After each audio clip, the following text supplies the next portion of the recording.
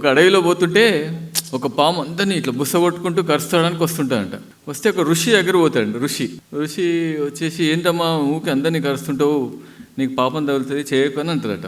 అనగానే సరే ఇప్పటి నుండి నేను ఎవరిని కరవను, బుస్స కొట్టను, మంచి ప్రశాంతంగా ఉంటా అంటే అందరూ ఇక దారిన పోయే వాళ్ళందరూ దాన్ని తొక్కడమో లేకపోతే కొట్టడమో చేస్తుంటే అది మొత్తం బాడీ అంతా హూనం అయిపోయింది. దాని బాడీ మొత్తం ఎందుకు పనికి రాకుండా పోతుంది, ఏంటి ఇలా అయిందని మళ్ళీ అదే ఋషి ఆ రూట్లో వస్తుంటారట. వస్తే ఏంటి ఇలా తయారైనవి ఏంటి అంటే, మీరే చెప్పారు కదా స్వామి ఎవరిని కరవకు బుసగొట్టకు అంటే అందరూ రాళ్ళతో కొట్టారు అని చెప్తారంట.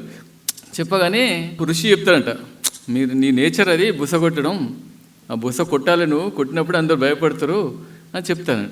అట్లా సార్ ఏంటంటే భయపెట్టేయాలి ముందు అందరినీ, ఎవరిని హాని చేయకూడదని అది చెప్పాడు అన్నట్టు. అది ఒక ఎగ్జాంపుల్ మంచిగా. ఇంకొకటి, ఎవరిని మనం ఏమైనా కోపానికి వచ్చినా మనసులో పెట్టుకోకూడదు, ఎవరన్నా వెంటనే మళ్ళీ దగ్గర తీసుకోవాలి అనే ఉద్దేశంతో చెప్పాడు. ఇంకోటి ఏంటంటే ఫస్ట్ సార్ దగ్గర ఉన్న పాజిటివ్ యాటిట్యూడ్ ఏంటంటే, సార్ ప్రశాంతంగా ఉంటాడు ఎప్పుడు చూసినా. ఏంటి సార్ అంటే అందరిలో మంచి చూస్తాడు సార్. నేను అబ్జర్వ్ చేసింది, వాడు చెడ్డవాడైనా మంచిగా చూస్తాడు అందులో, అప్పుడు ప్రశాంతంగా ఉండగలుగుతాం మనం.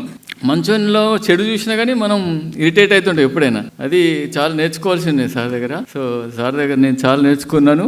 సో ఫ్యూచర్లో కూడా సార్ ఇన్స్ట్రక్షన్స్ ఫాలో అవుతూ ముందుకెళ్ళాలని ఈ అవకాశం ఇచ్చినందుకు ధన్యవాదాలు. Thank you.